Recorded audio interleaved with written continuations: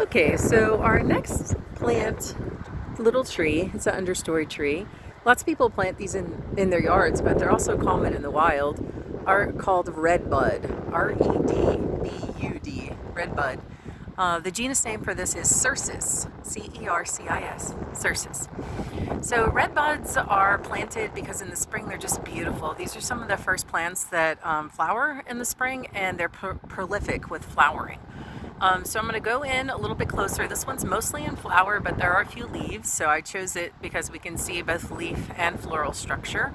And so we're going to do that. And so I'll start with the purple flowers. So you may wonder why this thing is called red bud if it has purple flowers, but the bud is actually red.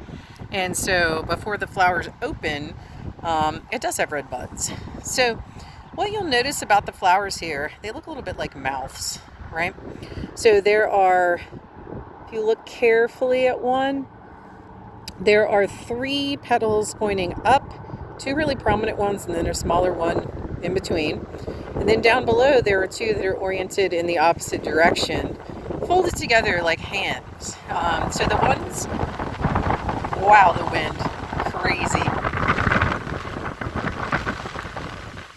Hang on. So the ones down below, right here, that are oriented towards each other, those form a bit of a landing platform for insects. And so they will land on this flower, on that platform, and then in the center there, they'll put their head in and feed. And when they do that, they will pollinate the flower. And so each of these flowers, there are so many, right? When they're pollinated, will actually form into a seed pod. So this flower here with the 3 petals up and the 2 down and sideways like this, like a keel, and up above there's 1, 2 prominent ones, and then a smaller one in the middle. This particular flower is typical of a legume flower, so beans and peas and things like that. This flower will sometimes be yellow instead of purple in other types, but in redbud it's always purple like this, a vibrant purple.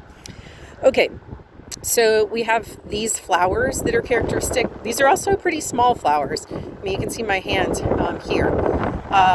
The leaves on this particular plant are heart-shaped, and so there aren't a whole heck of a lot of plants that have heart-shaped leaves. So heart-shaped leaves, I'm going to show you next. And then the bark on here is not particularly distinctive, so I don't usually use that to identify this. But these flowers are also edible, and so in fancy restaurants, sometimes they put them in your salad because you can eat them. And they taste vaguely like a pea, so tasty. All right, I'm going to grab a leaf now.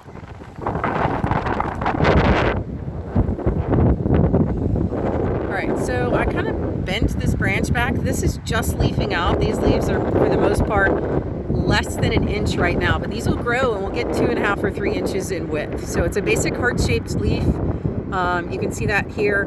It's typically a brighter and or darker green, but right now when it's just leafing out, it's kind of a yellowish green. So heart-shaped leaves and these beautiful purple flowers are your best characteristics to identify redbud or Cercis.